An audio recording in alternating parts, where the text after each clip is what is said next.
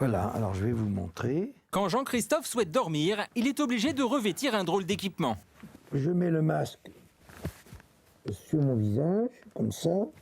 Ce masque, il doit le porter toutes les nuits. La machine envoie de l'air et empêche le cœur de s'arrêter. Et ensuite, on s'endort. Jean-Christophe souffrait d'apnée, des blocages de la respiration qui l'empêchaient de dormir. Il a mis quelques mois à s'habituer à ce dispositif, mais grâce à lui, il a retrouvé le sommeil. Le matin, on se réveille tout à fait, j'allais pas dire frais et dispo, parce qu'à mon âge, moi j'ai 70 ans, donc on est quand même un peu fatigué, mais aucun problème. Apnée, mais aussi somnambulisme ou insomnie, les troubles du sommeil sont de plus en plus fréquents. Un Français sur 2 est concerné. Un mal qui touche tout le monde, mais qui s'accentue après 45 ans. Laurent fait partie de ces Français qui dorment mal. Chaque nuit, il a du mal à s'endormir et du coup est fatigué au réveil. Il a déjà essayé plusieurs solutions, mais sans succès. Tisane, qui a fait strictement aucun effet. Sinon, la lecture éventuellement, enfin bon, normalement c'est censé endormir. On finit le bouquin et finalement, on n'a toujours pas dormi, quoi. Donc, et les somnifères? Je préfère ne pas en prendre. Non.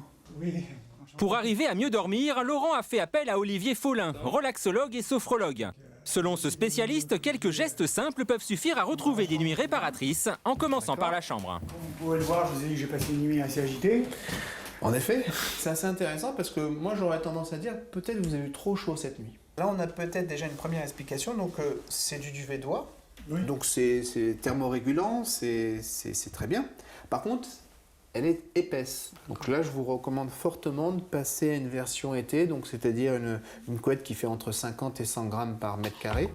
Dans la chambre idéale, pas de télévision, le noir complet, 17 degrés maximum et l'ensemble sobrement décoré et rangé. Au niveau de l'affichage digital, là j'aurais plutôt tendance à déconseiller. Lorsque vous êtes dans votre chambre, il n'y a plus de notion de temps. Vous avez programmé un réveil, vous savez que ça va sonner.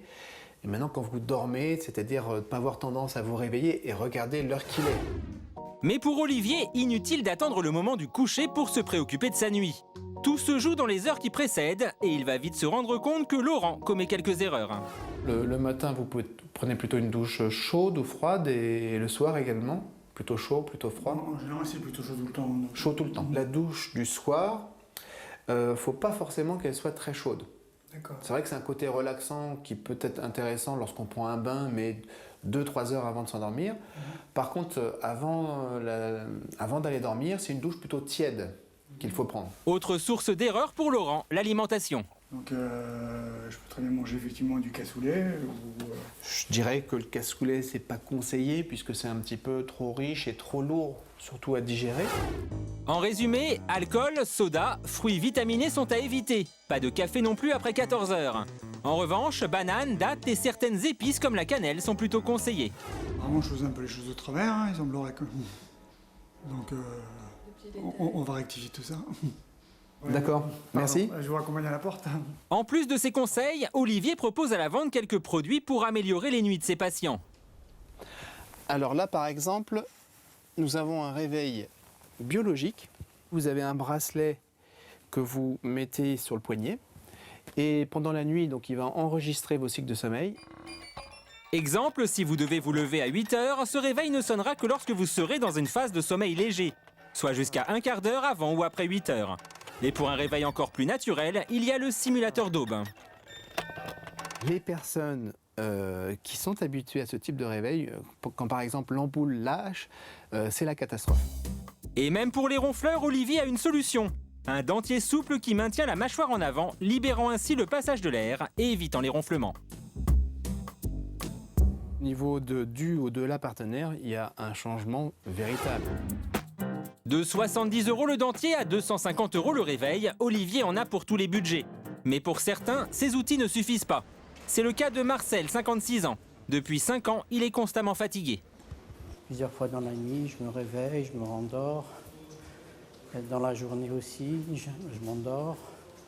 Je m'endors au volant. C'est dangereux. Après avoir tout essayé, il a décidé de prendre rendez-vous au centre de sommeil d'un hôpital parisien. Il est 21 h, un horaire atypique pour une consultation, mais Marcel est venu pour y passer la nuit. Donc je vous propose de vous mettre en pyjama. Une fois en tenue, on lui pose des électrodes sur tout le corps, y compris à des endroits inattendus. L'objectif, scruter son sommeil en mesurant sa respiration, son rythme cardiaque ou encore la durée de ses cycles. C'est douloureux ou ça? Non, pas du tout, mais je commence à m'endormir. Mais c'est l'habitude de dormir à cette heure-là pour moi. Marcel va devoir dormir ainsi, branché et harnaché des pieds à la tête. Donc, Monsieur Gozlan, je vous souhaite une très bonne nuit et puis à demain, d'accord? Allez, bonne nuit. Toute la nuit, Marcel est filmé par une caméra infrarouge. Dans une pièce voisine, les médecins observent les données transmises par les électrodes. Et en quelques heures, un premier diagnostic est établi. Vous avez par exemple le patient qui s'est éveillé et cet éveil qui succède à une apnée du sommeil. Marcel souffre donc d'apnée du sommeil, des blocages de la respiration de plus de 10 secondes durant lesquels son cerveau n'est plus oxygéné.